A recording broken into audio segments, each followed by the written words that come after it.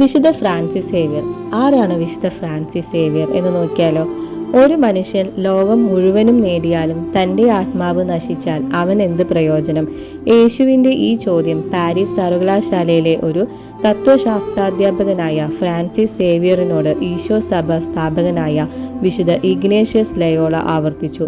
സ്പെയിനിൽ നവാറയിലുള്ള സേവ്യർ മാളികയിൽ 1506 ജനിച്ച ഫ്രാൻസിസിന് വളരെ ഉയർന്നൊരു ഭാവി ഉണ്ടായിരുന്നപ്പോഴാണ് സ്നേഹിതൻ ഈ പ്രശ്നം ഉന്നയിച്ചത്.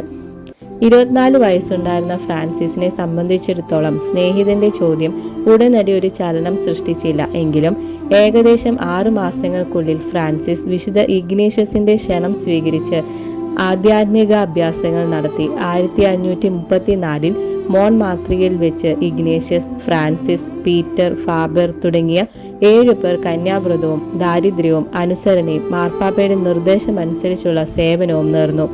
1537 വെനീസിൽ വെച്ച് സേവ്യർ വൈദിക പട്ടം സ്വീകരിച്ചു. അനന്തരം വെനീസ്, ബൊളോഞ്ഞ, റോമ എന്നീ സ്ഥലങ്ങളിൽ കുറെ കാലം ജോലി ചെയ്തു. പോൾ മൂന്നാമൻ മാർപ്പാപ്പയുടെ നിർദ്ദേശപ്രകാരം ലിസ്ബണിൽ നിന്ന് 1541 ഏപ്രിൽ 7-ാം തീയതി ഇന്ത്യയിലേക്ക് പുറപ്പെടുകയും പിറ്റേ കൊല്ലം മെയ് 6-ാം തീയതി ഇന്ത്യയിലെത്തുകയും ചെയ്തു. മാർപ്പാപ്പയുടെ ഇന്ത്യയിലെ പ്രതിനിധിയായി വർത്തിക്കുന്നതിനുള്ള നിയമന ഉത്തരവ് ലഭിച്ചിരുന്നുവെങ്കിലും അത് പരസ്യപ്പെടുത്താതെ വിനീത വൈദികനായി പോർച്ചുഗീസ് ഉദ്യോഗസ്ഥരുടെ കീഴിൽ അദ്ദേഹം ജീവിച്ചു. അവരുടെ വ്യഭിചാരവും മദ്യപാനവും ദുർമാതൃകയും വിശുദ്ധൻ ഭർസിച്ചിരുന്നതിനാൽ അവർ അദ്ദേഹത്തെ ദ്രോഹിക്കുകയല്ലാതെ ഒരു സഹായവും നൽകിയിരുന്നില്ല. ഇന്ത്യ, മലാക്ക, ജപ്പാൻ എന്നീ 3 രാജ്യങ്ങളിൽ 10 വർഷം ഫ്രാൻസിസ് സേവ്യർ അധ്വാനിച്ചു. ദരിദ്രരുടെ ഭക്ഷണം കഴിച്ച് ദരിദ്രരോട് കൂടെ അദ്ദേഹം ജീവിക്കുകയാണ് ചെയ്തത്. മലർപ്പൊടിയും കഞ്ഞിവെള്ളവുമായിരുന്നു ഭക്ഷണം. പകൽ പ്രസംഗത്തിലും പഠനത്തിലും രാത്രി ദീർഘമായ പ്രാർത്ഥനയിലും അദ്ദേഹം കഴിച്ചുകൂട്ടി. ദൈവം അദ്ദേഹത്തിന് നൽകിയിരുന്ന ആധ്യാത്മിക ആഹ്ലാദങ്ങളുടെ ഇടയിൽ അദ്ദേഹം അപേക്ഷിക്കുമായിരുന്നു, മതി കർത്താവേ മതി. സങ്കടങ്ങളും കുരിശുകളും വരുമ്പോൾ കുറെ കൂടി പലയിടങ്ങളിലായി അപേക്ഷിച്ചു 3 ലക്ഷം പേരെ ജ്ഞാനസ്നാനപ്പെടുത്തിയിട്ടുണ്ടെന്ന് ജീവചരിത്രകാരന്മാർ പറയുന്നു.